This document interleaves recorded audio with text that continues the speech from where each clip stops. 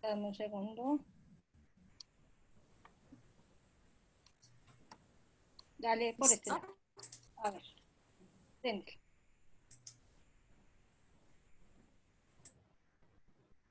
¿Me escuchan? Sí, sí te estamos escuchando. Entonces, cuando tú me, ya te veo y se salió.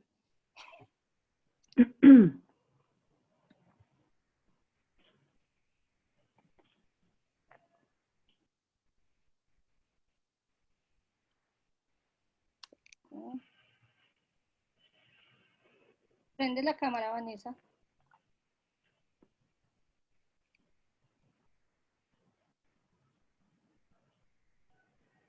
Listo. Ahora sí, ¿me escuchan? Sí, ¿Me ven? listo. Listo, ya. ¿Listo? Ujú. Bueno, buenas tardes para todos. El Departamento de Derecho de las Telecomunicaciones, la Casa de las TIC y Mujeres TIC en Bogotá les dan la más cordial bienvenida al quinto panel, el impacto del cambio de los hábitos de consumo de datos y la aceleración de la digitalización en esta nueva realidad. En este evento se analizarán temas relevantes para la industria TIC, gobierno, academia y ciudadanía en general, hasta la estructuración de políticas empresariales para que sean adoptadas e implementadas por las diferentes empresas de tecnología que componen la economía del país. Para este quinto panel hemos invitado a Ángela María Estrada, jurídica, Juliana Aguilera, directora de Preventa Latam, moderado por Paula Guerra, vicepresidenta de Asuntos Corporativos y Estrategia de la empresa de telecomunicaciones de Bogotá, ETB. Antes de dar paso a la doctora Paula Guerra, este evento está siendo transmitido por Facebook Live a través de la página del Departamento de Derecho de las Telecomunicaciones y pueden seguirnos a través de nuestra cuenta en Twitter, @derechotic, _US, o pueden escribirnos para recibir más información sobre el ciclo de webinar de Mujeres TIC Bogotá. Al correo electrónico es dercom, nuevamente agradeciendo a la doctora Paula y a los panelistas por acompañarnos esta tarde. Damos entonces inicio al panel, el impacto del cambio de los hábitos de consumo de datos y la aceleración de la digitalización en esta nueva realidad. Entonces, Tiene la palabra la doctora Paula. antes, Paula, te robo un momentico, pues en nombre de la universidad, les damos la más gran bienvenida por haber aceptado esta invitación, por acompañarnos hoy. Y pues este es el quinto panel de 11 paneles que hemos diseñado, pues que obviamente la finalidad que busca es posicionar y dar a conocer la voz de la mujer sobre diferentes temas. Este es un panel totalmente importante y relevante porque vamos a analizar de alguna manera qué ha pasado con la industria, qué ha pasado con las empresas y qué es lo que le viene para las mismas. Entonces creo que dentro de las diferentes posturas y la conformación del mismo, pues tendremos bastante importantes aportes para el sector y pues obviamente que cuando esto se convierta en memorias, que es el objetivo que tenemos, este documento aporte sustancialmente para las decisiones que se van a adoptar de acá a futuro. Entonces, nuevamente agradeciendo a Paula, a Juliana, a Ángela, a Luis y a María Camila, damos paso al panel. Muchas gracias.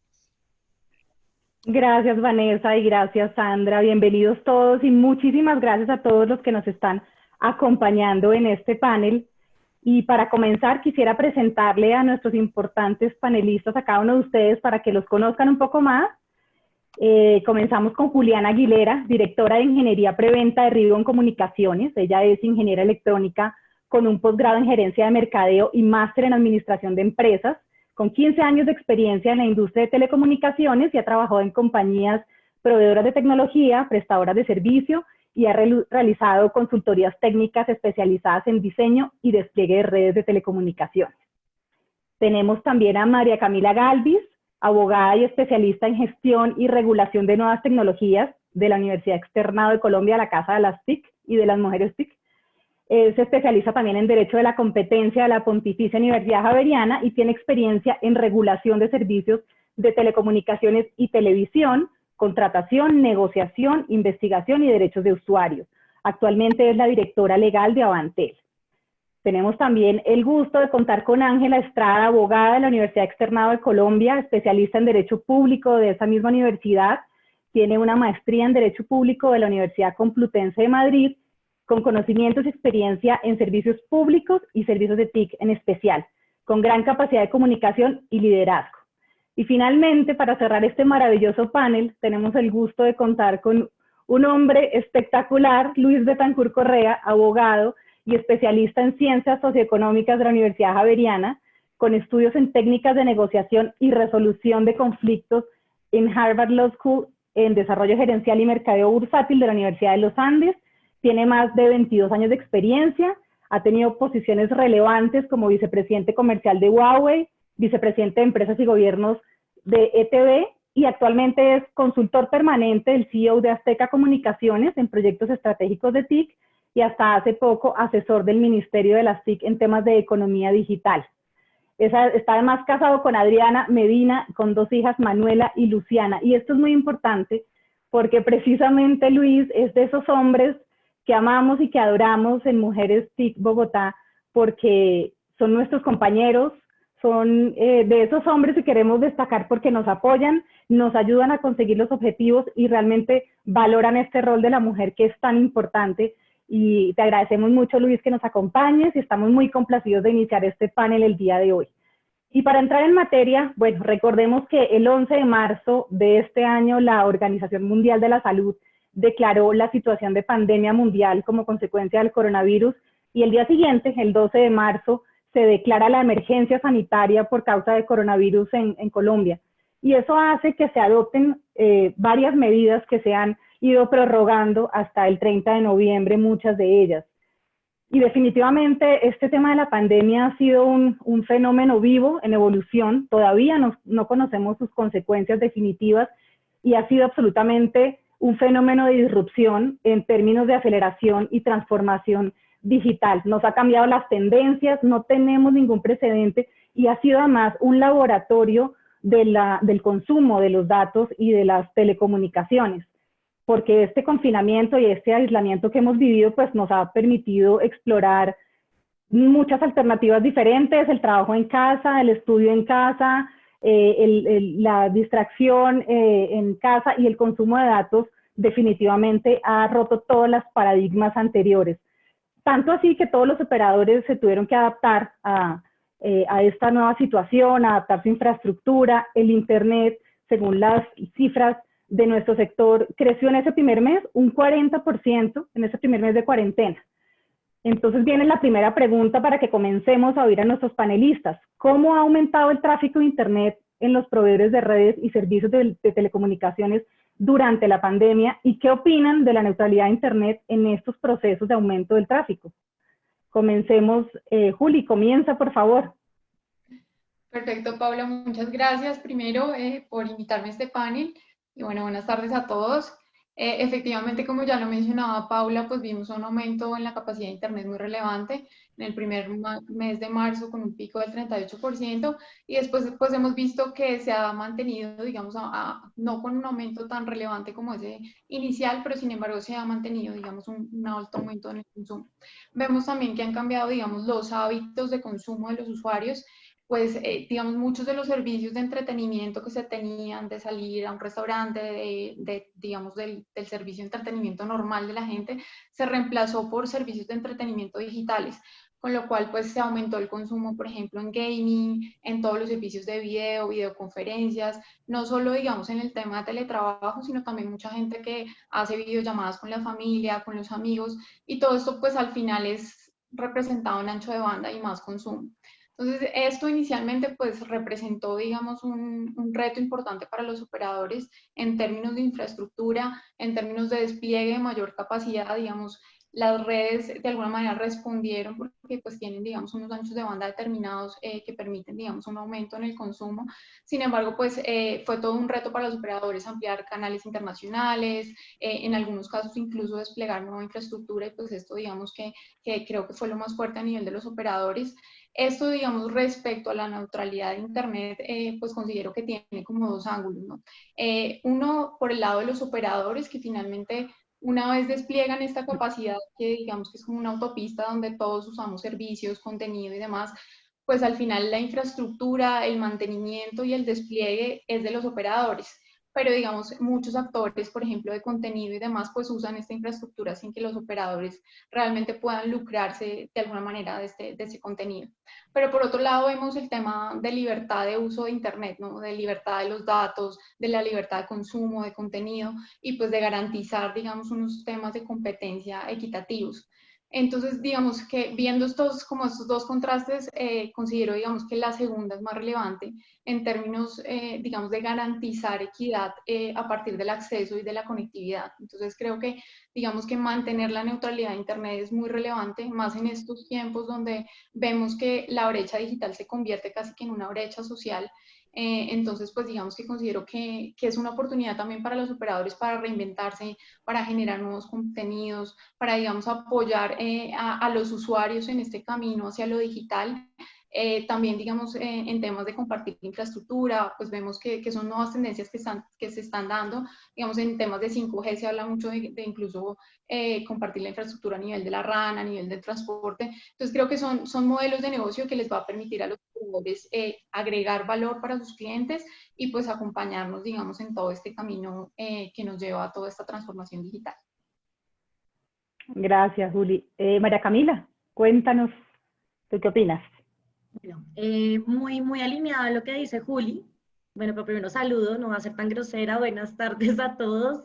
Muchísimas gracias a todos por la invitación. Gracias, Pauli, por la mediación de este panel. Y pues realmente esto es un tema que es realmente apasionante y muy alineado a lo que dice Juli. Evidentemente, el tráfico en Internet en Colombia y el tráfico, dada la situación de la pandemia hoy, pues nos puso de frente a una cantidad de situaciones que no teníamos y que no estábamos preparados. Yo creo que a todos nos cogió como fuera de base la situación y todos tuvimos que acomodarnos, incluso el gobierno. Entonces ahí como muy unido a lo que dice Juli, pues me parece importante también mencionar algunas medidas que tomó el gobierno nacional efectivamente para garantizar el acceso a Internet. Y el acceso a Internet de una forma mucho más, como, no sé, socialmente activa, donde todos pudiéramos hacer parte de esto, porque finalmente la pandemia va a hacer que el Internet fuera, o sea, en este momento identifiquemos al Internet como la única herramienta, o por lo menos una herramienta absolutamente necesaria para el desarrollo de todas nuestras actividades laborales, nuestras actividades educativas, comerciales, productivas. Entonces, para este evento, el gobierno nacional realmente tuvo que tomar unas medidas de manera como inmediata al momento de la generación de esta situación. Y una de las medidas, que fue más controvertida, fue una medida que fue de frente contra la neutralidad de la red. Y eso no solo pasó en Colombia, sino que pasó a nivel mundial. Entonces, como la neutralidad de Internet realmente en este momento está siendo cada vez menos neutral, porque la neutralidad de la red es que, como lo decía Juliana, nosotros tenemos unas grandes redes por donde sale el conocimiento en Internet, la prestación de los servicios de telecomunicaciones, pero que en teoría esto debe ser abierto y debe ser libre y no debe haber ningún tipo de control sobre los tráficos, sobre los contenidos, sobre una cantidad de herramientas que tenemos en Internet. Pero el gobierno nacional tuvo que generar unas medidas de gestión de tráfico y priorización de acceso a ciertas rutas que eran necesarias y que iban a ser fundamentales para poder seguir siendo productivos. Y esto llegaba a decir como, hey, la neutralidad de la red realmente es tan relevante, la neutralidad de la red de verdad es un principio que hoy no se puede modificar, es un principio que es como congelado en el tiempo. Y yo creo que este tema del concepto de neutralidad de Internet, sí tenemos que hacer un par en el camino y definir hasta qué punto la neutralidad de la red es realmente 100% neutral o debe ser 100% neutral. Hasta qué punto la neutralidad de la red debe revisarse no solamente a nivel país, sino incluso a nivel mundial. Como por ejemplo en Europa, tuvieron que hacer un par y decir, hey, la neutralidad en Internet tiene que ser revisada y tiene que ser abierta a una situación que nos puso hoy el mundo. La situación de la pandemia era algo que no esperábamos y que nos hizo cuestionarnos no solamente la prestación de los servicios, sino incluso principios digamos que eran intocables como la neutralidad de Internet.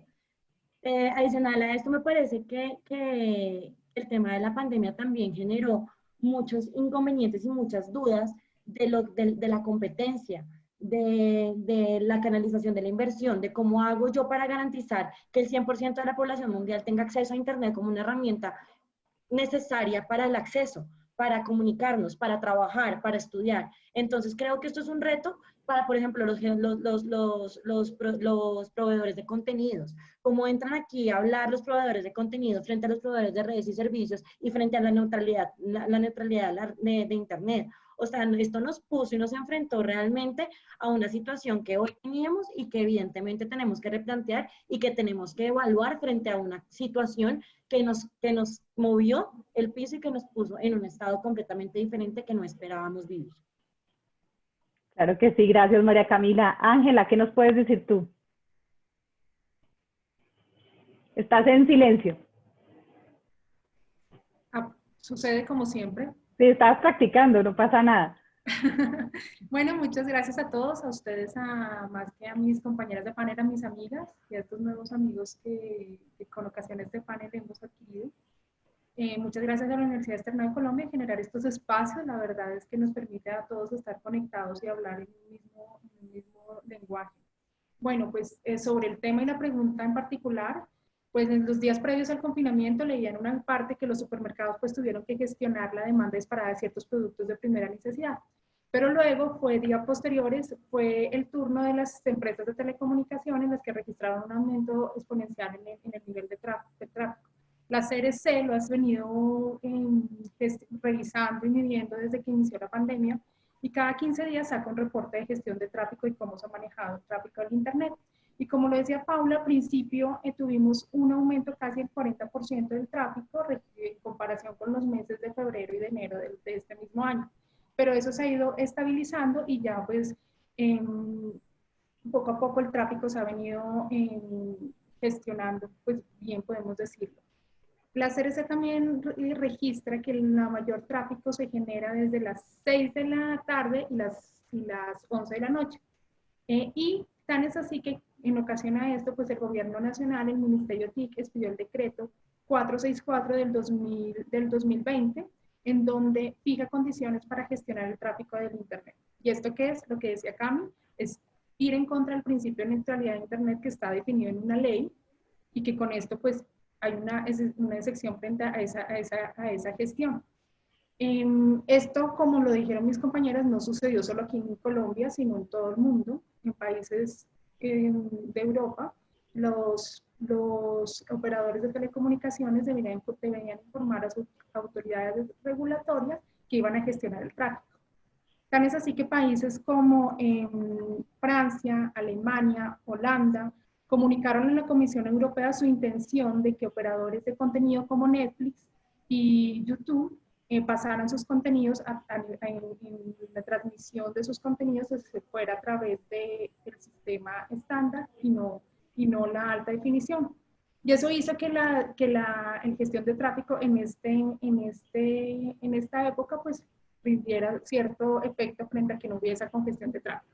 Pero ahí viene lo que yo le sumaría a lo que han dicho mis compañeras, es que la neutralidad de Internet se ve tan violada, podemos decirlo así, como los derechos de los usuarios, porque si yo contrato un servicio de mi operador de contenido Netflix de HD y mi operador me lo bajó, pues me está violando mi neutralidad de Internet y me está violando mi derecho a tener, como consumidor, a tener el servicio que yo contraté. Entonces aquí es una discusión de que es gravemente, pues sí, había un interés mayor que era tener informados a todos, estar todos conectados, estar ejerciendo todas nuestras tareas diarias, estar en el teletrabajo, en el colegio, en las clases virtuales, pero también era importante ver cómo esto lo hacíamos de manera que no perjudiquemos a nadie.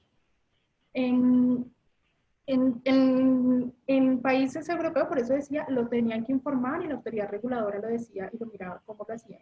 Aquí vemos que no hay ninguna de estas, sino que simplemente se gestionaba el tráfico a disposición de los operadores, pero los operadores indicaron que no hubo congestión de tráfico y que todas las infraestructuras de rebote, que la parte técnica no las permitieron tener un tráfico y continuar con el servicio conforme a las condiciones de calidad que cada uno querríamos. Perfecto, Ángela, gracias. Y bueno, para culminar esta ronda, Luis, cuéntanos tu opinión. Bueno, primero que todo, pues gracias a Paula, Ángela, Sandra, a María Juliana y a Camila, pues por esta invitación. Como dijo Paula en su introducción, estoy casado de una u otra forma con las mujeres TIC. Desde que iniciaron todo este proceso, fui un abanderado y sigo siendo un abanderado por lo que significa mujeres TIC, y ojalá haya mujeres, grupos de mujeres en muchos otros sectores, porque realmente esto es muy importante. Y como dijo en su presentación, convivo con 3 mujeres, y durante estos últimos 6 meses he estado 24 horas al día con 3 mujeres. Afortunadamente tenemos un perrito, entonces compensamos ahí, pero a los 2 son los que nos mandan a dormir a veces al sofá. Y yo soy el que saco el perro a las 5:30 de la mañana, y yo soy el que saco el perro a las 9 de la noche. Eso sucede, pero bueno, en fin. Entremos en materia. A ver, yo creo que ya han dicho mucho sobre el tráfico de Internet y sobre la neutralidad de la red. Yo lo pondría desde otro punto de vista. Era obvio que se iba a aumentar, y se aumentó en un sector que posiblemente los grandes operadores tenían olvidados, que era el residencial. Nos estábamos enfocando más en las empresas por un tema comercial y un tema de ingresos, y el sector residencial lo estábamos dejando simplemente para utilizar la línea telefónica y el Internet, que a veces para los que tenemos la fortuna, digo, los que tenemos la fortuna de tener Netflix o estos, porque no es todo el país, sino una mínima porción del país tiene estos beneficios. Entonces, los operadores se dieron cuenta y dijeron, aquí hay un potencial de crecimiento, y empresas que ya tenían, digamos, un tendido de fibra bastante grande en Bogotá o en las grandes ciudades dijeron, empecemos realmente a conectar y a prestar servicios de acceso a Internet. Esto lo que ha hecho es una balanza, porque se crece el aumento de la utilización de Internet en residencial y se disminuye en el sector empresarial. Y esto no va a cambiar mucho. Mi visión es que esto va a empezar a equilibrarse, porque ya regresar al trabajo como podría ser hoy, pues muchos de nosotros seguimos trabajando desde casa, y así continuaremos con el famoso trabajo remoto, porque teletrabajo todavía no está definido o reglamentado, si se puede decir. Creo que hay 122,000 personas legalmente registradas en el Ministerio del Trabajo. De resto estamos haciendo trabajo remoto o educación remoto. Entonces, mientras esto empieza o empezamos a entender y no sale la vacuna, seguiremos trabajando remotamente. Pero hay una cosa muy interesante, y es, para mí, la pandemia es un tema terrible, obviamente desde el punto de vista de la salud, desde el punto de vista económico y desde el punto de vista social. Solo que, desde mi punto de vista, voy a decir algo que espero que después no me saquen de contexto y solamente graben esta partecita, como se hace en otras partes, estoy molestando, nos ha enseñado la pandemia a que tenemos que trabajar de forma colaborativa.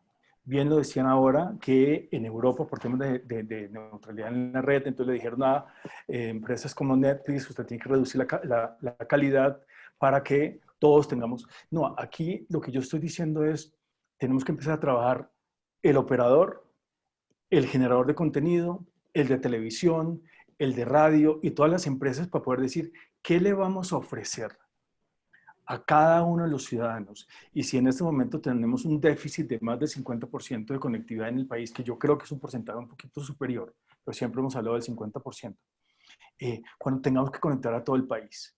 Entonces, no puede ser que en Bogotá yo tenga una capacidad de 50 gigas, más televisión, más Netflix, pero a 20 cuadras de acá, que es San Cristóbal, ellos no tengan la misma capacidad.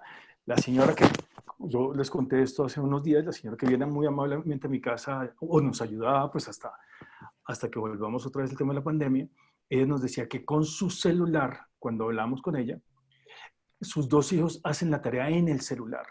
Y aquí en mi casa tenemos el computador, tenemos la televisión. Entonces hay una desigualdad y una brecha enorme, no solamente en temas digitales, sino en el tema social.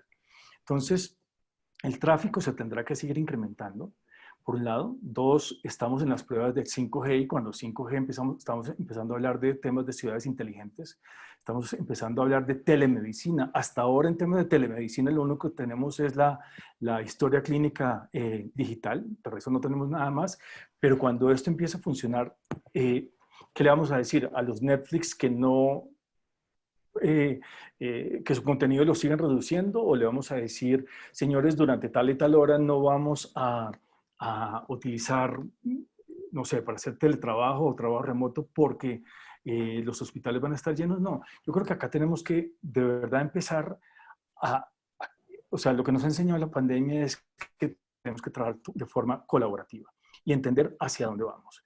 Y además, puede que los operadores hayan hecho un esfuerzo enorme, y como bien lo decía Ángel hace un momento, primero las empresas de los supermercados vendiendo papeles higiénicos como locos, y luego los operadores celulares diciendo, aquí hay internet y yo abro el ancho de banda que tengo para que todos tengamos internet.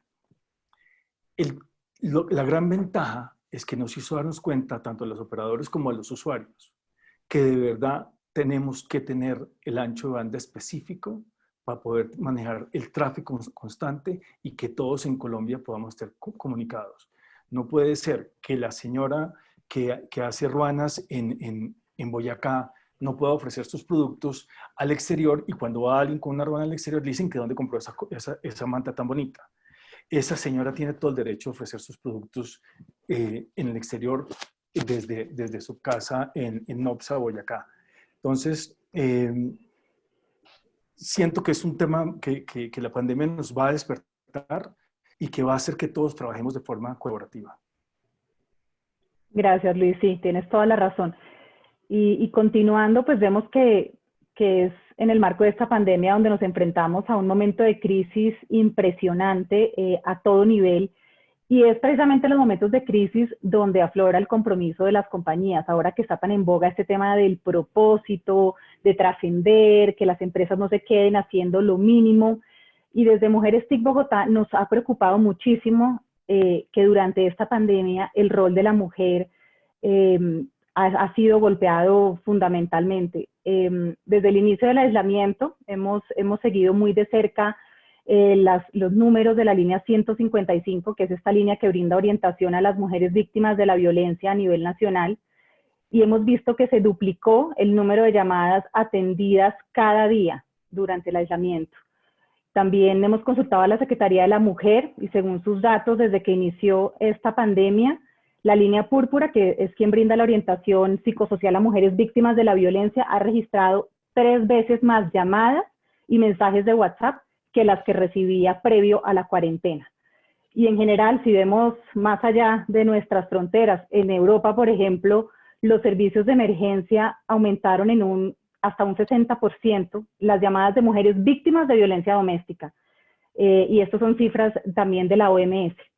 Entonces, la pregunta sería, ¿qué han hecho o qué debieron hacer las marcas o empresas de cara al rol de la mujer y la búsqueda precisamente de protegernos a las mujeres en la pandemia? Si quieres, Angelita, comenzar tú. Ok, bueno. Pues las restricciones de movilidad en la mayoría de los países para detener el contagio han llevado a una nueva realidad del teletrabajo y del estudio, y han hecho que muchas de nuestras mujeres y los niños pues permanecer en los hogares, que no siempre es el lugar más seguro para cuando una persona está siendo víctima de violencia. Como tú lo dices, en esta época se ha registrado un aumento casi el 50% de las denuncias o de las llamadas a las líneas de emergencia, pero las denuncias han disminuido. Entonces, un estudio que hace el BID ha hecho que refleja que a pesar de que la gente llama a las líneas de atención, las denuncias no son proporcionales a las llamadas. En todos los países del Caribe, particularmente El Salvador, Guatemala, República Dominicana, Costa Rica, implementaron como en Colombia unas líneas especiales para las llamadas para este tipo de casos de las mujeres que están siendo víctimas de algún abuso en su casa. Pero, sin embargo, como he dicho, no ha habido una denuncias por parte de como para tomar ciertas medidas más contundentes frente a la política pública. ¿Qué hacer frente a las empresas? Aquí está importantísimo todo lo que las empresas de tecnología pueden colaborar o estar en la vanguardia con estas políticas de frente al abuso de las mujeres. Existe, revisando para este panel, existen unos casos importantes, por ejemplo, de aplicaciones en España, por ejemplo, que cuando una mujer está siendo víctima de un abuso, pues puede a través de una aplicación en su celular dar el aviso y que llegue a las autoridades de policía y que haya una georreferenciación de dónde está esta persona para que la policía pueda llegar. O hay otras aplicaciones en donde la persona pues alerta ciertas situaciones de riesgo y se pueden tomar medidas contundentes frente a un abuso para evitar que suceda algo en esto. Pero ¿qué necesitamos? O sea, yo diría, ¿cómo definimos qué necesitamos frente al abuso de estas situaciones que se están presentando con las mujeres y que la hemos visto más patente en esta época? Revitalizar el empleo femenino. Y ahí diría como, ¿qué es lo que necesitamos como las empresas que deberían hacer? Pues tenemos que empezar a reducir esa brecha salarial que hay entre hombres y mujeres. La participación de las mujeres en los cargos directivos es clave. Las normas culturales y sociales siempre van a que las mujeres son buenas para áreas de cuidado, de la salud, de la educación, del servicio doméstico, pero no para las áreas en donde de pronto están los cargos directivos. Entonces creo que en eso está el valor de las empresas y creo que el sector privado en esto es muy importante y pues las políticas públicas a nivel del gobierno. Diría que eso es lo que se debe hacer. Ok, gracias, Ángela. Luis, cuéntanos tu visión de este tema. Sí, a ver, quiero empezar con unas cifras que vi ayer que me llamaron mucho la atención y es como lo estaba terminando ahorita Ángela, y es el desempleo, creo que de julio, perdón, fue del 22% en Colombia. De eso, el 26% fueron mujeres y 16% de hombres.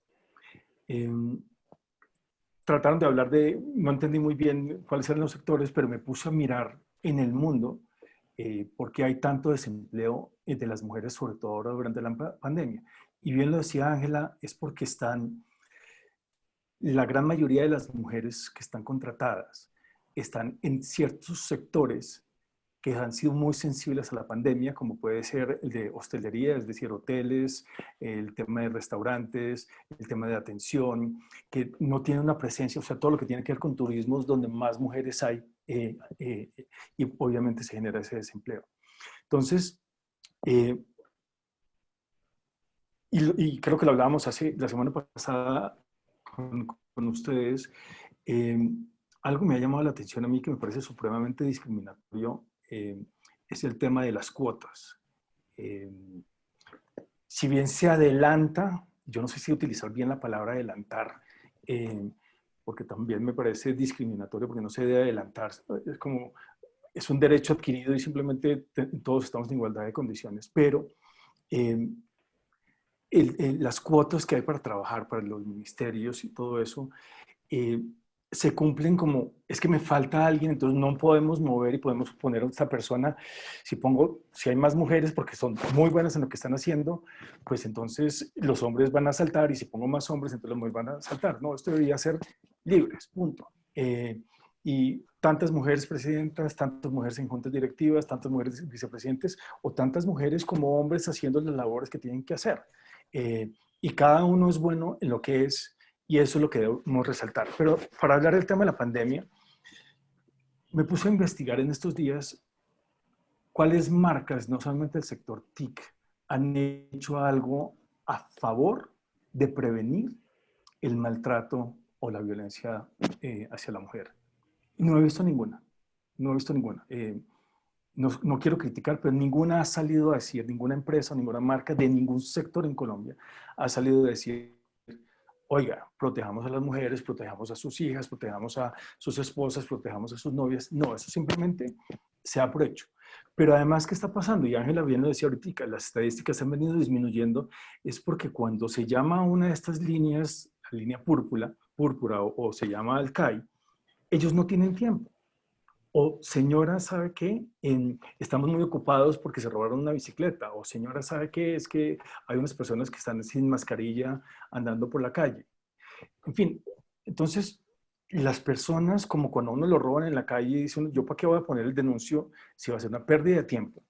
Me van a tener allá no sé cuánto tiempo y no va a pasar absolutamente nada. Yo siento que sí es responsabilidad de las mismas empresas de proveerle a cada una de las personas que trabajan allí. Hablo de personas, porque también se hace contra los gays, se hace el mismo trato contra los gays. Y decirles, ¿sabe qué? Si usted tiene algún problema intrafamiliar, marque este número, con una aplicación, como bien lo decía Ángela, dentro de la misma empresa. Y la empresa, el área de seguridad de la empresa, se encarga de movilizar lo que tenga que movilizar. Voy a poner un ejemplo que no tiene nada que ver, muy rápido. En el piso de arriba vive una señora con su hija de 4 años. Salieron un momento aquí al parque y al momentico estaba esto lleno de policías. La muchacha del servicio que vive con ellas llamó porque mientras ella salía, llamaron a una de estas llamadas, ¿cómo se llama eso? Que dicen que la metieron a la cárcel y que por favor entreguen. La llamada millonaria. La famosa llamada millonaria. Esta muchacha muy inteligente le escribió a la señora, le me están llamando a esto. Ella llamó a su empresa y de su empresa llamaron a la policía y vinieron toda la gente de seguridad. Entonces, es el único caso donde yo veo que hay una medio protección, pero eso debería existir, lo voy a poner. A mí eso no tiene, si es por costos, la inversión es lo más importante ahí, porque estamos protegiendo esto. Y estaba viendo ahorita que dentro del chat hay una señora que está preguntando del tema colaborativo entre el sector público y privado. Esto es una labor entre los públicos y los privados. Esto no es que el gobierno o la policía le corresponde, sino que nos corresponde a todos solucionar este problema. No sé por qué es tan difícil ni nunca lo he entendido de solucionar, de pararle bolas y decir, ¿sabe qué? Voy a hacer unas entrevistas y necesito los mejores candidatos. Y los mejores candidatos pueden ser hombres todas o todos mujeres. En fin, no hay ningún problema. Pero la idea es que las empresas sí deben prestarle mucho más atención a esto. Ellas mismas creando un botón de pánico o creando una aplicación para el celular o, no sé, vi hace poco, no sé si era un comercial donde una señora habla con su hermana por videoconferencia y le hace unas señas con los dedos y esas señas significaban que la están maltratando. Eso me llamó la atención. O sea, eso es lo que tenemos que promover. Pero las empresas deben ser igualmente responsables que la policía o que el mismo gobierno de promover y decir, oiga, yo voy a ayudarles a todas las personas para que tengan estos temas de violencia o de si sienten que se les van a atacar, que ellos puedan con una aplicación poder informar y ya se tomarán las medidas que haya que tomar. Perfecto, Luis. Gracias. Juli, ¿cuál es tu visión de este tema? Digamos, dando continuidad y muy de acuerdo con lo que ya han dicho Luis y Ángela, creo que esto también puso a prueba el famoso responsabilidad social empresarial de la que siempre hablamos y donde pues uno de los grupos de interés son los colaboradores y pues debería volcarse un poco hacia esos colaboradores que son un poco más vulnerables. En este caso pues vemos que las mujeres han sufrido, pues como ya bien lo mencionaba Paula, temas de violencia de todo tipo durante la pandemia y pues fue un fenómeno mundial, tristemente no solo pasó en Colombia, sino en todas partes del mundo se dispararon los llamados y digamos los temas de violencia con la mujer.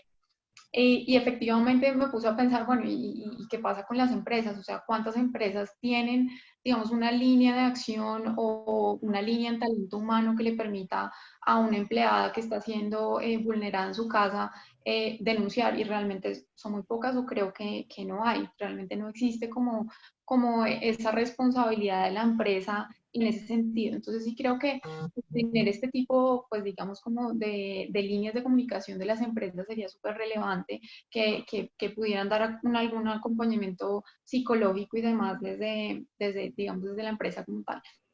También otra cosa de la que se viene hablando mucho es el tema de flexibilidad en horarios de trabajo y creo que esto es súper relevante para las mujeres ahorita.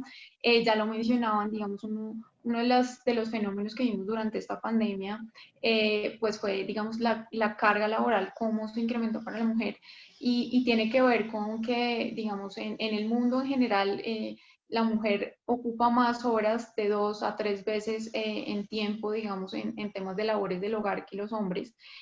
Yo aquí digo, muchos hombres en esta pandemia también han ayudado un montón y creo que muchas mujeres han tenido el soporte de sus hombres en la casa, pero tristemente no es generalizado. Tristemente la mujer sigue llevando mucha de la carga y esto pues lleva a temas de depresión, de ansiedad, que pues de hecho hay muchos análisis que esperan, digamos, que este tema de la salud mental tenga unas implicaciones fuertes en el mediano y en el largo plazo.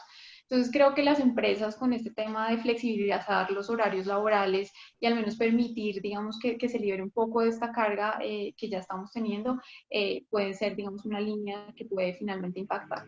El tema también de corresponsabilidad en el hogar, y creo que estos son campañas que no vienen, como ya lo decíamos, solo del gobierno, sino que también tienen que ser campañas con el sector privado, de entender que hay corresponsabilidad en el tema de la familia, de los hijos, o sea, que sea tan normal que un hombre llegue a decirle al jefe que tiene un permiso para llevar al niño al médico o para acompañarlo al colegio, de la misma manera que lo hace una mujer. Creo que cuando, digamos, la sociedad esté preparada para esto, pase de manera normal y común, que sean, digamos, casi que 50-50, pues estaremos listos para una sociedad más igualitaria.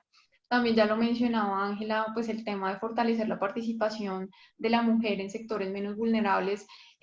Pues la mujer ocupa un porcentaje muy alto de participación en sectores de servicios, que fueron los que más afectados estuvieron durante la pandemia, y eso pues llevó a que ahora tengamos índices de desempleo más altos en las mujeres que en los hombres. Entonces creo que pues todo esto también es totalmente de acuerdo, una alianza público-privada que lleve a también generar más espacios de participación para la mujer. Creo que estos espacios son súper relevantes para, digamos, motivar a las mujeres a seguir otras líneas, como líneas de ciencias, de tecnología, pues que finalmente lleven a que tengamos un futuro diferente. Gracias, Juli. Y para finalizar esta ronda de respuestas a esta pregunta, Cami, ¿tú qué opinas? Bueno, yo estoy súper alineada con lo que han mencionado. Creo que ha sido como un brochazo muy importante como a todo el tema de la diferencia de la mujer, que finalmente tenemos que ser conscientes que se sigue presentando. Adicionalmente, creo que las empresas también tienen que ser conscientes de que las mujeres sí tienen capacidades en generar pues nuevos empleos y nuevos trabajos, y en generar nuevas actividades que creíamos en su momento que eran solo para los hombres. Hoy las mujeres también en Colombia y en el mundo tienen la capacidad de, valga la redundancia, capacitarse en áreas que no son exclusivas de las mujeres, sino que cada vez vamos tomando más fuerza en diferentes roles a nivel empresarial, comercial, donde podemos cumplir con ciertos niveles académicos y demás.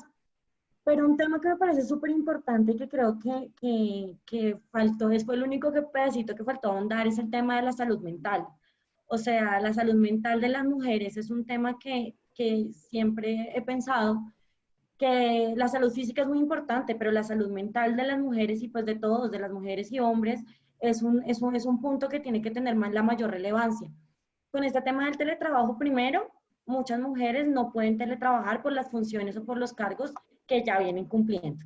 Entonces, esta garantía que parece como ser tan obvia, no la tienen las mujeres, por la función que cumplen, por los trabajos que desempeñan y adicionalmente por la carga en la casa que tienen, porque finalmente seguimos siendo una sociedad que gira o que finalmente tiene su carga en la mujer frente al hogar.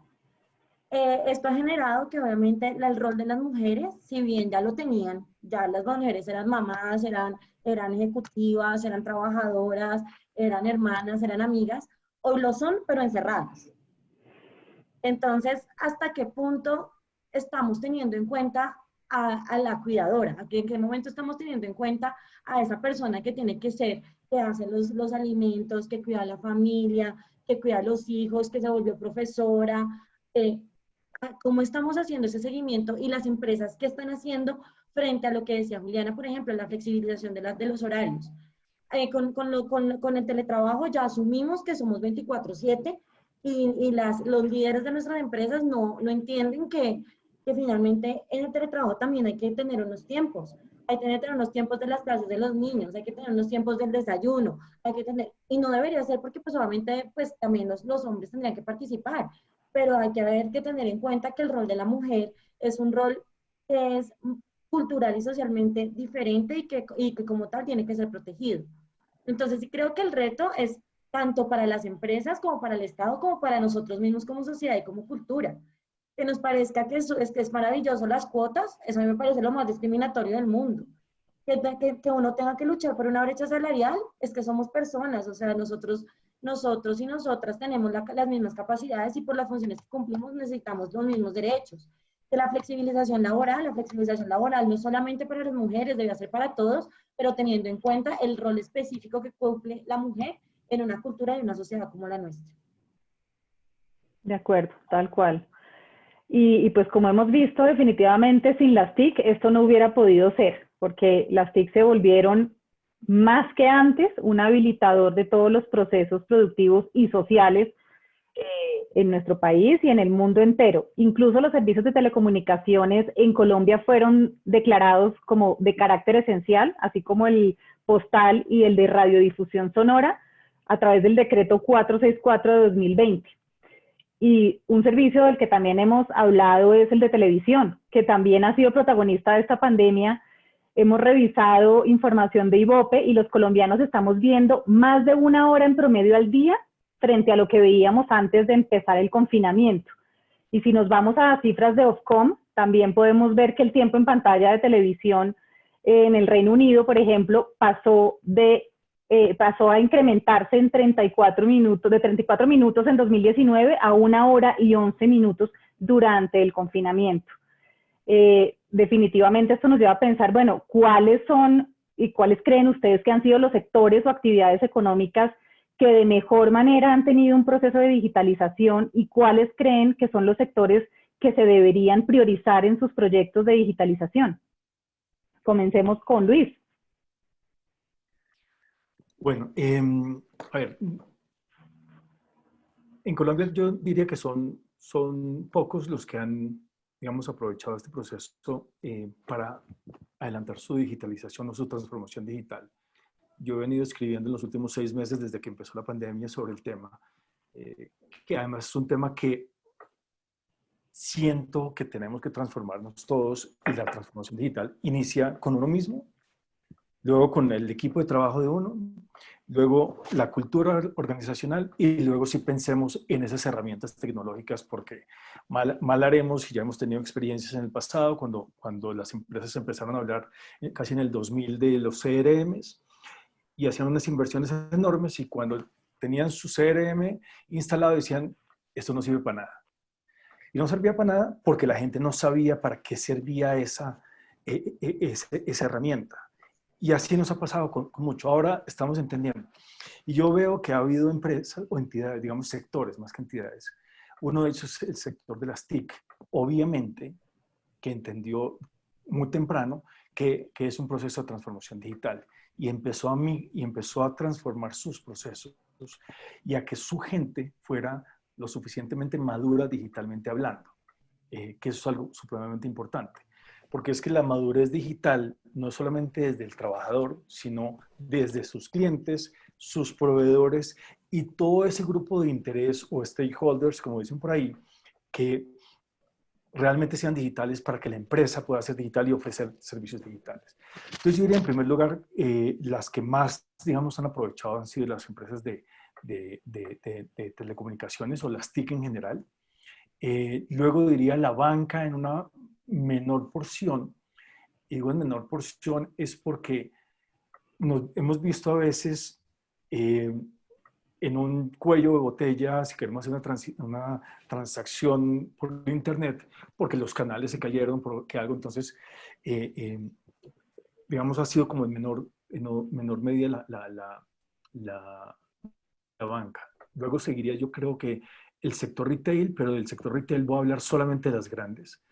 Y olvidemos de lo que pasó el primer día sin IVA o el segundo día sin IVA, porque ellos sí han venido haciendo eso, pero no estaban en capacidad de atender esta yo creo que nadie se imaginaba que esto iba a pasar, tanta gente comprando y uno haciendo una fila digital que me pareció casi absurdo. Pero vuelvo a lo que yo decía inicialmente. Esto nos ha enseñado a nosotros a ver dónde están esas debilidades como empresas y como país para podernos organizar y de verdad empezar a prestar servicios en línea.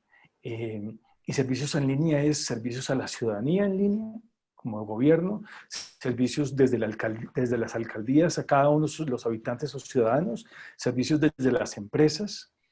Estamos hablando del tema de la interoperabilidad también, donde yo no tengo que llamar a diferentes sitios, sino llamo a un solo punto y ese punto se encarga de resolverme todos los asuntos.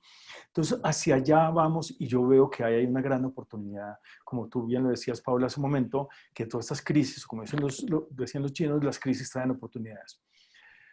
Veo muy mal dos sectores que me preocupan a mí, pero son de los que hablamos todos los días: educación y salud. Y todos los días hablamos de teleeducación y de telesalud. Pero para mí son dos sectores que están de verdad en pañales.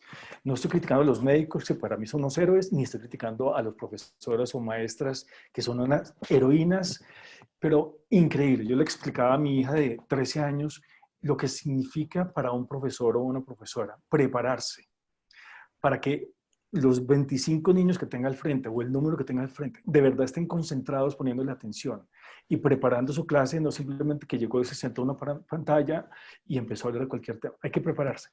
Pero a lo que voy es, no estamos preparados para enseñarle a nuestros profesores a manejar las redes. No estamos preparados para atender casos remotos en temas de medicina. Es decir, yo puedo estar... Hoy estoy en Bogotá, pero puedo estar fuera porque me cogió fuera de Bogotá, pero mi historia clínica está en Bogotá, no hay nada que hacer, me toca venir acá. Entonces, son dos sectores que me preocupan muchísimo, y ahí hay una gran oportunidad de poderles aportar a estos sectores, educación y salud, desde mi punto de vista, para que de verdad se conviertan en entidades primordiales en temas de transformación digital.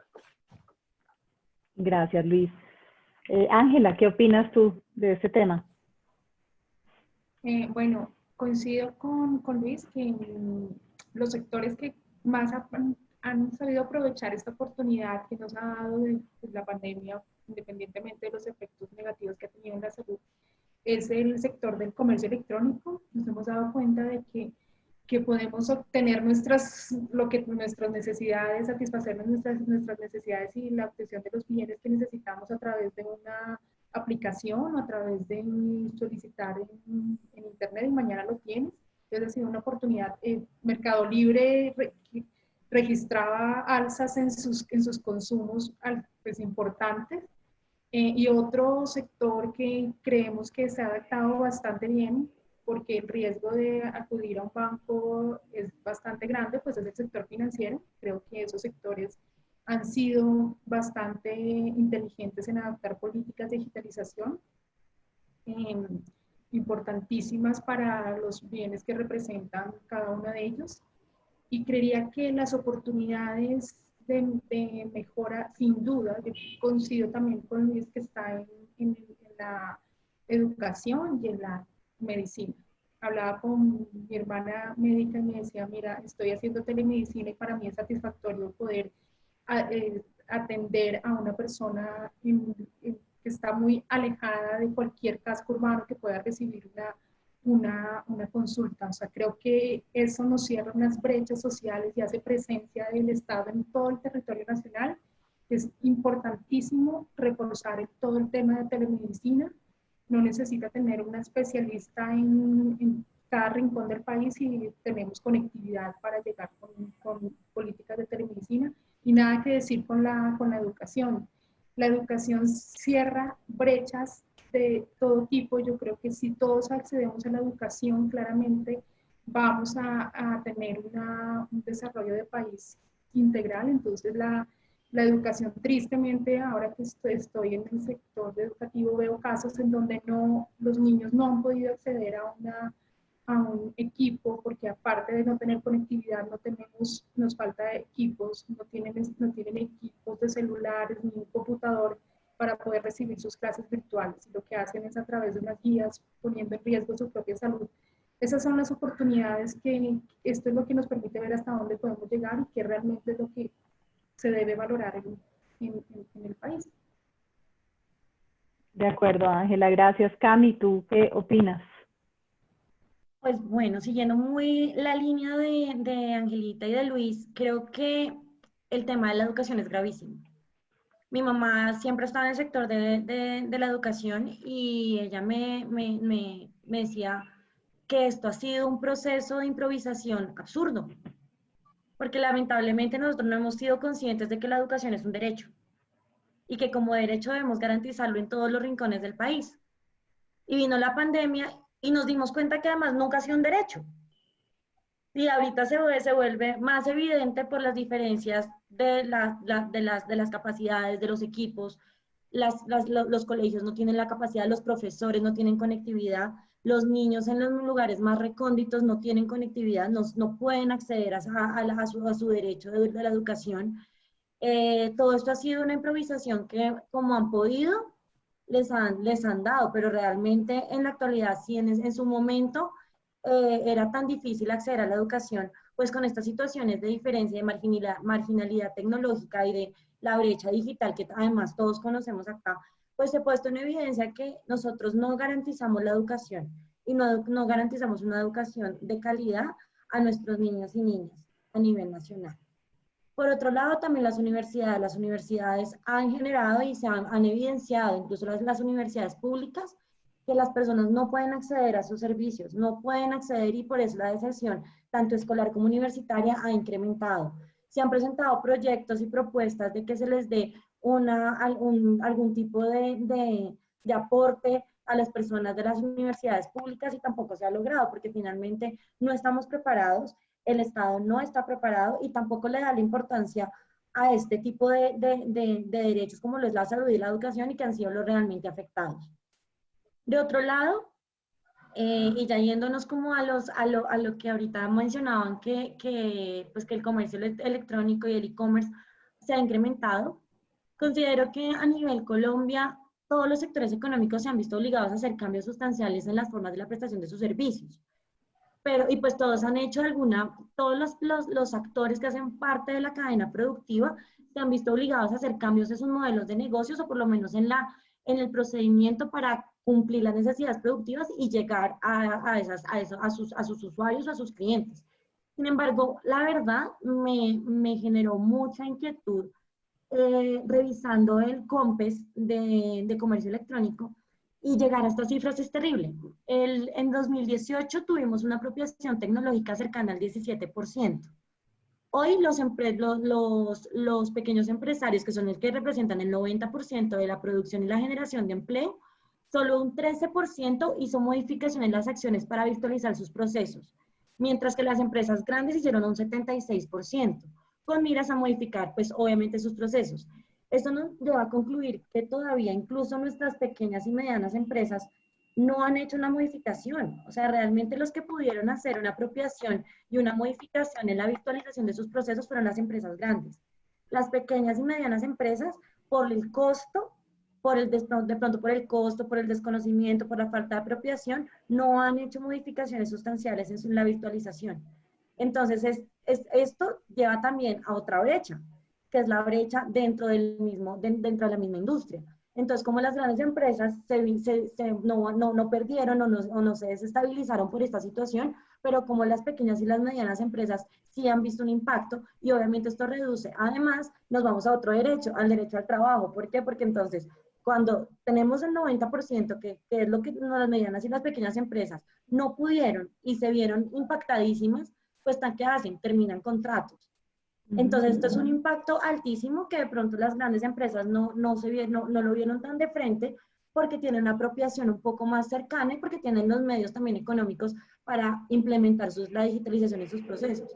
Entonces, ¿hasta qué punto Colombia ha sido uno de los países que más impacto han tenido por la pandemia y porque finalmente también falta una apropiación y enseñarles también, no solamente a los usuarios finales, el uso de las tecnologías, sino a las empresas que pueden apropiarse de la tecnología, pero eso también solamente se logra cuando se logre una conectividad. O sea, estamos en un país lleno de brechas económicas, sociales, tecnológicas y de acceso, que obviamente generaron que la pandemia diera o llevara como consecuencia un impacto terrible a nivel económico, que en este momento no sabemos cómo vamos a podernos sobreponer de esta situación. De acuerdo, esta pandemia ha puesto en evidencia todos los dolores de nuestra sociedad y de nuestro país, completamente de acuerdo con lo que han dicho. Juli, para cerrar esta ronda de respuestas, ¿tú qué opinas? Bueno, creo que ya lo he mencionado ampliamente, digamos, respecto a sectores que aprovecharon la digitalización, a pesar de lo que también mencionaba María Camila, digamos, de todas las brechas que tenemos. Pues vemos que e-commerce definitivamente fue uno de los sectores que se digitalizó de manera más rápida, y no solo, digamos, los grandes e-commerce como Amazon y demás, sino también vimos pequeños comerciantes que empezaron a utilizar canales digitales. Vi mucho movimiento en Facebook, en Instagram, pues gente que de alguna manera trató de sobrellevar esta crisis de una mejor manera a través de sus canales digitales, y pues creo que fue una oportunidad buena, digamos, para personas que habían estado un poco alejadas de todos estos canales digitales y les tocó pues aprender rápidamente a usarlos, y eso pues me parece que generó una oportunidad importante. Igual, digamos, considero que efectivamente, como ya lo mencionaron, el sector salud y el sector educación todavía tiene mucho camino por delante. Sin embargo, yo quería rescatar un poco lo que ha pasado en el sector salud porque me parece importante. El sector salud era un sector que estaba a años luz del tema de digitalización, y a pesar de que fue un poco por necesidad, pues sí vio que hubieron avances importantes en términos de digitalización. Por ejemplo, vimos todo el tema de aplicaciones para detección del COVID, aplicaciones para seguimiento, aplicaciones para enseñarle a la gente pues un poco el autocuidado. Pues se desarrollaron muchas aplicaciones durante este tiempo que jamás habíamos visto en el sector salud. Creo que también las aplicaciones mismas de los prestadores de servicio se utilizaron de manera más frecuente, porque pues muchos canales, digamos los canales de call center y demás, se encontraban completamente colapsados. Entonces la gente empezó a usar más sus aplicaciones de proveedores de servicio de salud para pedir citas, para pedir exámenes. Entonces creo que ahí también hubo un avance. Mucha gente que no confiaba mucho en el tema de las aplicaciones y siempre llamaba al call center, creo que la gente empezó a usar más las aplicaciones. También vimos todo el tema de fórmulas médicas que se hicieron de manera totalmente digital, algo que hacía mucha falta acá. Pues acá todavía utilizamos mucho la fórmula en papel, y creo que pues se avanzó en ese sentido también en el tema de fórmulas médicas. También vimos incluso pues, temas de innovación en salud, como el desarrollo, por ejemplo, incluso de respiradores utilizando impresoras de... Juli, el sonido está... No te estamos oyendo, Juli. ¿Ya? Ya. Perdón. Ya. También, no sé si se alcanzó a escuchar lo último, me refería, digamos, al tema, por ejemplo, de impresoras en 3D que se utilizaban para hacer respiradores de bajo costo. Entonces creo que sí se avanzó, o sea, obviamente nos falta mucho, pero sí creo que se avanzó en un sector que estaba muy atrasado en términos de digitalización. Ahora, ¿qué retos veo para este sector también? Veo que falta mucho en términos de digitalización, por ejemplo, de las historias clínicas al 100%. Todavía pues tenemos historias clínicas en papel, pues muy alejados en Colombia, pues esto de las historias clínicas digitalizadas no existe. Creo que también falta mucho tema de analítica para hacer autodiagnósticos o diagnósticos tempranos de estas enfermedades. Ya lo vemos también la capacitación, no solo es como lo vimos en el tema de educación, o sea, no solo es dar herramientas digitales, sino también capacitar a la gente para usarlas. Entonces, en el sector salud tenemos el mismo reto, capacitar a los empleados del sector salud en el uso de estas herramientas. Entonces, digamos que viendo estos retos de los que ya estoy mencionando, el reto más relevante para mí sigue siendo conectividad. Ya también lo hemos mencionado. Somos un país donde el acceso a Internet todavía está apenas en un 44% de penetración en los lugares, cuando en los países desarrollados hablamos de más del 90% de penetración de Internet. Entonces, digamos, en servicios tan críticos como la salud y la educación, considero que el Internet no es un lujo, es un derecho y es una necesidad, y creo que hacia este camino de conectividad tenemos que ir. De acuerdo, sí. Y nos queda un camino por recorrer enorme. Hemos visto a lo largo de estas preguntas cómo han cambiado estos hábitos de consumo de datos, qué han hecho las empresas, o qué debieron hacer por las mujeres. Bueno, hemos pasado por un sinnúmero de temas. De lo que nos ha tocado vivir en el marco de esta pandemia ha sido un reto impresionante, como decía al principio. Esto es un laboratorio social el que estamos viviendo, todavía los efectos no se conocen, y ahí iría nuestra cuarta pregunta para que lo contesten los panelistas, y luego, si quieren, abrimos el espacio para las preguntas de los participantes que nos acompañan hoy. Y esta cuarta pregunta sería, para cerrar lo que hemos dicho, ¿cuáles son esos retos de las telcos en el post-COVID? Comencemos con Cami.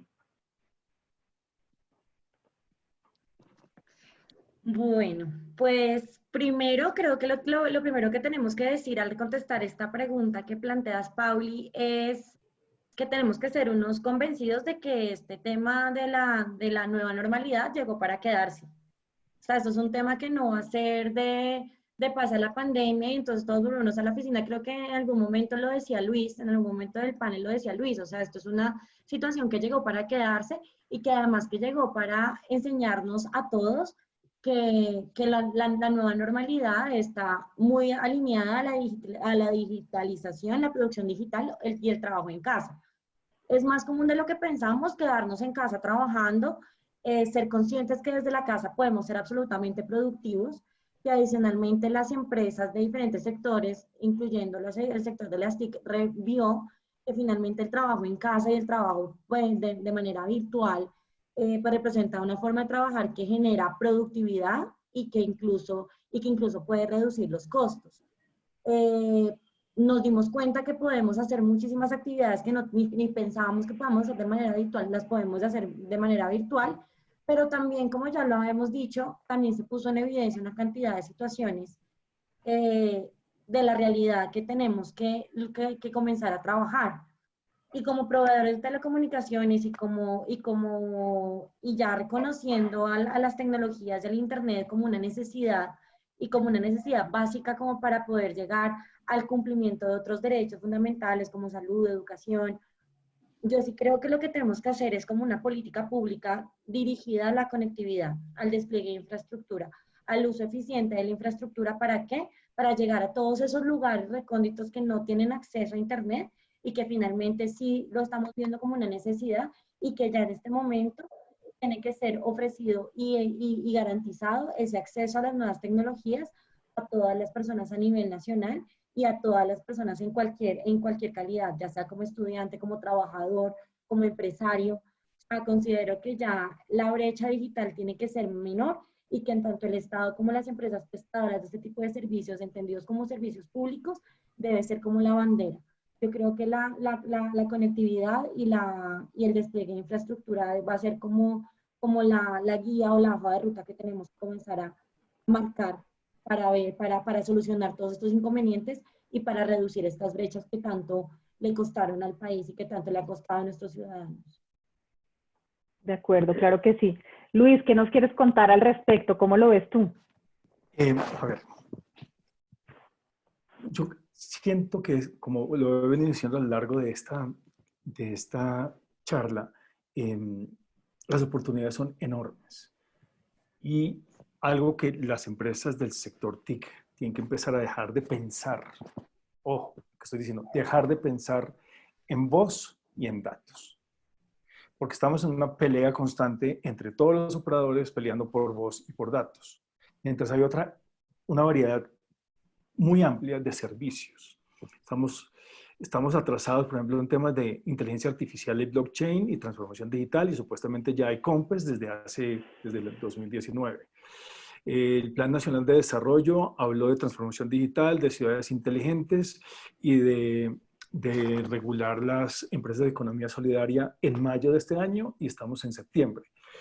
En fin, lo que quiero decir es que hay mucho sobre el papel.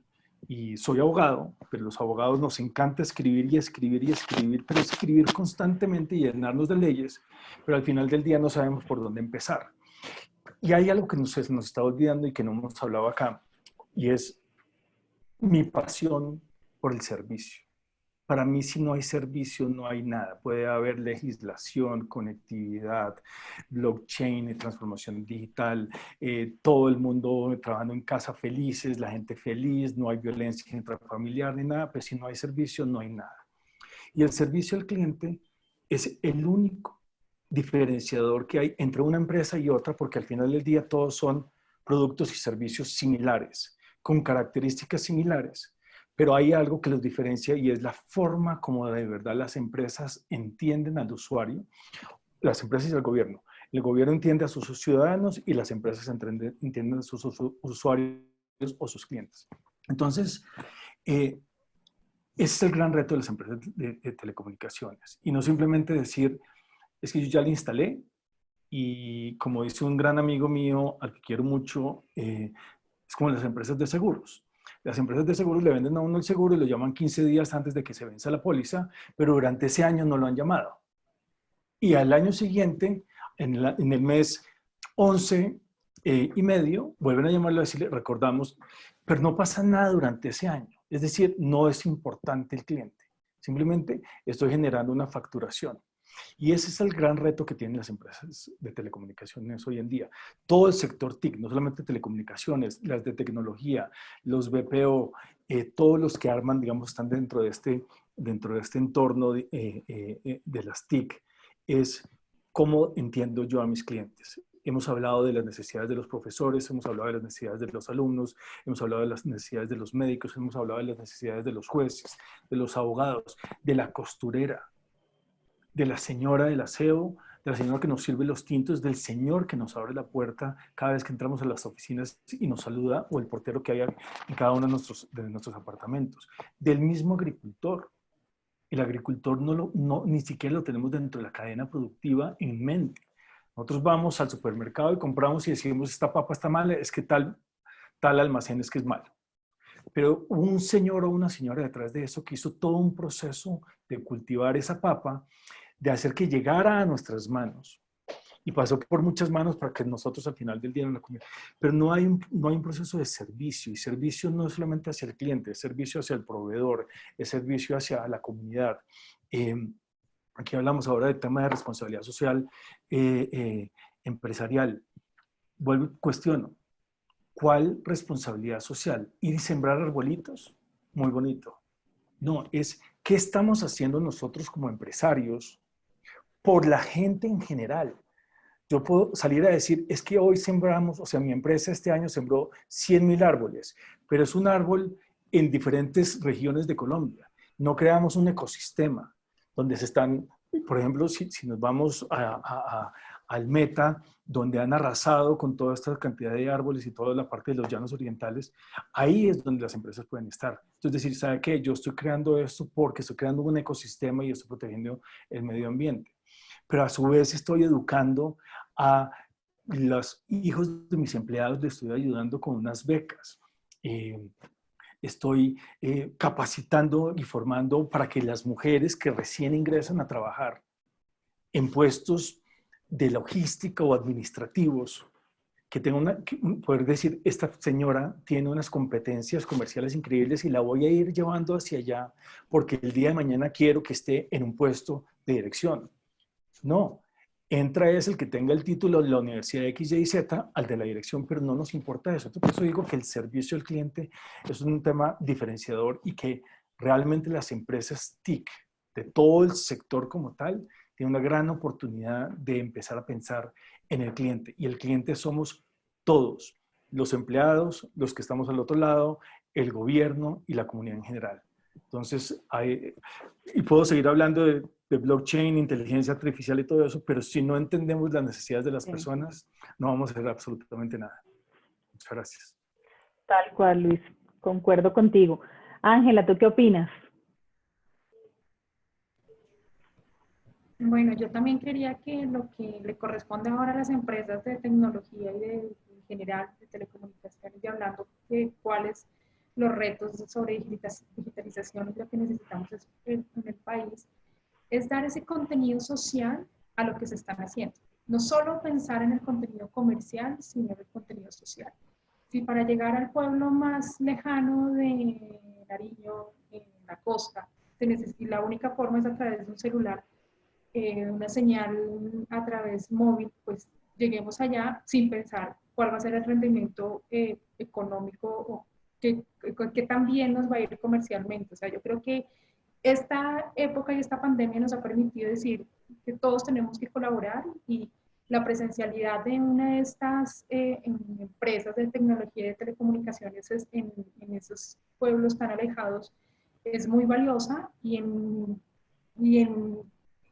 los operadores de telecomunicaciones está esa corresponsabilidad de poder hacerlo y de tener ese contenido social. Yo creo que ahora nos vamos a pensar más en lo comercial que en lo social, o sea, cómo impactamos, lo que decía Luis, impactamos a nuestros clientes en realmente lo que vale la pena.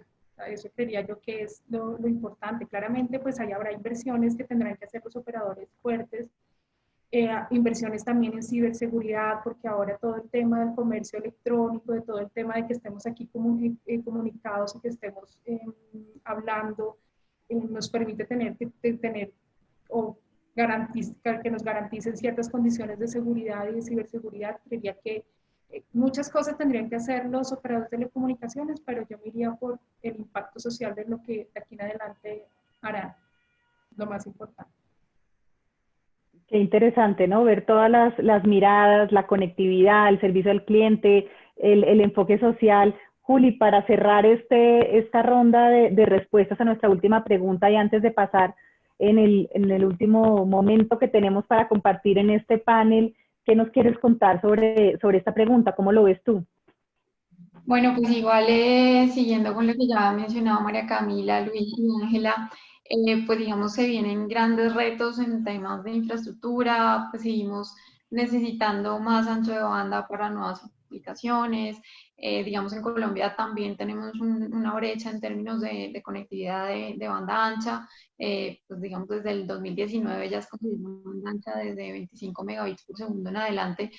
Sin embargo, pues antes se consideraba desde 1 mega, cuando en países como Singapur hablamos de promedios de más de 70 megabits por segundo. Y esto al final, como ya también lo mencionaba Luis, y me parece pues una perspectiva súper interesante, al final esto es un habilitador de servicios como videovigilancia, como todo el tema que se nos viene de realidad aumentada, realidad virtual, y digamos, todas estas tecnologías que finalmente van a habilitar nuevos esquemas de negocios a través de las redes y pues que digamos es finalmente simplemente el soporte que le dan, digamos, al desarrollo social basado en temas de digitalización.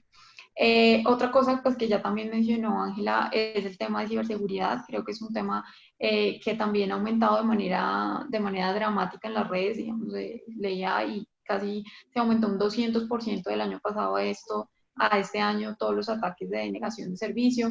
Y el tema de que todo lo transaccional se haya movido, digamos, del espacio físico al espacio virtual, pues lleva a que los ciberatacantes de alguna manera también empiecen a tener una mayor relevancia. Y creo que aquí el acompañamiento, digamos, del sector TIC y de los operadores es fundamental porque, digamos, estas empresas, mini pymes y demás que están desarrollando negocios a través de Internet, pues sí requieren como un acompañamiento para, pues, digamos, evitar que todo esto se vuelva pues en vulnerabilidades y finalmente pues que tengan algunas pérdidas económicas. También pues finalmente creo que el gran reto de los operadores es acompañar todo este crecimiento del ecosistema digital, acompañar a estas empresas que están moviéndose hacia sistemas digitales para que, digamos, podamos finalmente terminar construyendo una mejor sociedad pues de la mano de todas estas herramientas. Claro que sí, toda la razón, Juli. Ya se nos está acabando el tiempo y me gustaría leer algunas de las preguntas en el poco tiempo que nos queda para que los que quieran contestarlas, y veo acá una pregunta de Ilia Marina Obando. Ella dice: me gustaría la opinión de los panelistas sobre la virtualización y digitalización en el sector de la justicia. ¿Quién quisiera responderla? Dale, Angelita.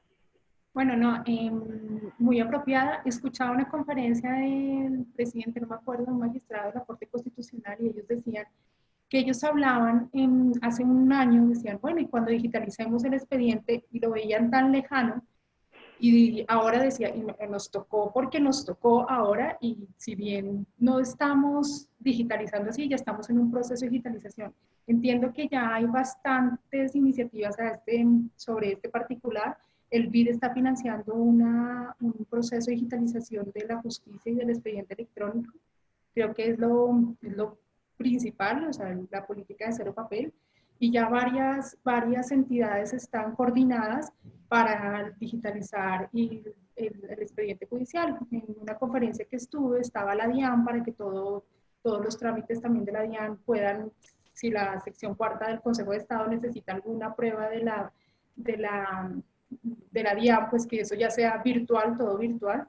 Y ya hay un camino bastante recorrido por parte de estas entidades judiciales sobre esto, y claramente es la oportunidad para hacerlo, para demostrar que lo necesitamos. Claro que sí, no sé si alguien más quiere opinar, Luis, claro. Yo quiero opinar, como se puede hacer propaganda gratis, entonces yo escribí también hace poco sobre el tema de la transformación digital en el sector justicia. Y para poder escribir me puse a hablar con algunos abogados y gente que trabaja en el Consejo Superior de la Judicatura, y como bien lo estaba diciendo ahora Ángela, pues sale el expediente judicial, que es muy válido, solo que lo que está funcionando o va a funcionar es en las ciudades grandes. Desafortunadamente las ciudades pequeñas o intermedias pues todavía no tienen acceso al expediente judicial, entonces todo lo están llevando pues en papel.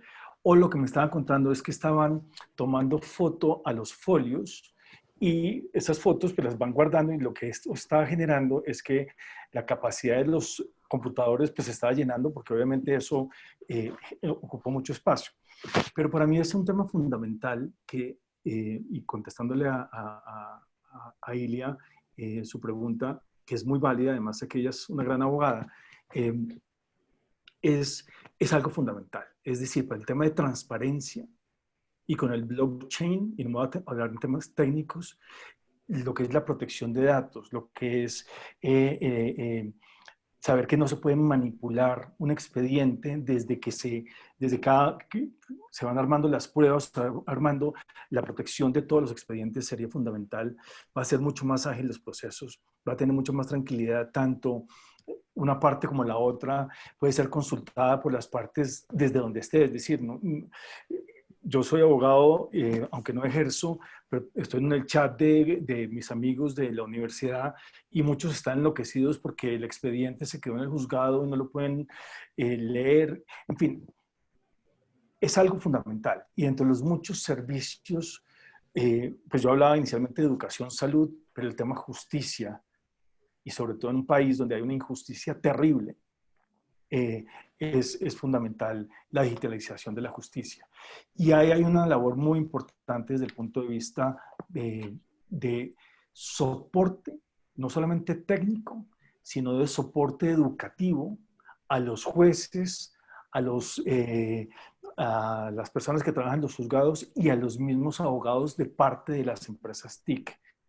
Es decir, las TIC pueden decirle venga, nosotros damos una formación en cómo ustedes pueden utilizar todos estos servicios que son fantásticos en beneficio de ustedes mismos o no. Lo que me decía alguien dentro del Consejo Superior de la Judicatura es el gran temor que tiene la gran mayoría de las personas, que no es cierta, es la pérdida de empleos. Eso no es cierto.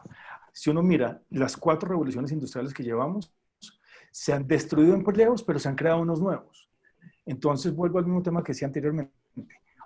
El proceso de transformación digital no es de las empresas, empieza con uno mismo. Y si uno no se transforma, pues se va a quedar y destruye mi empleo y no volveré a trabajar. Yo tengo que reinventarme constantemente, y eso es lo que pueden hacer en el sector justicia, y es un tema muy válido. O sea, y sé que hay bufetes de abogados que ya han hecho un proceso de transformación y que todo está en línea y que están, pero desafortunadamente cuando van a los juzgados no se hablan entre unos y otros porque no hay forma de hablarse. Entonces, digamos, ese es mi aporte.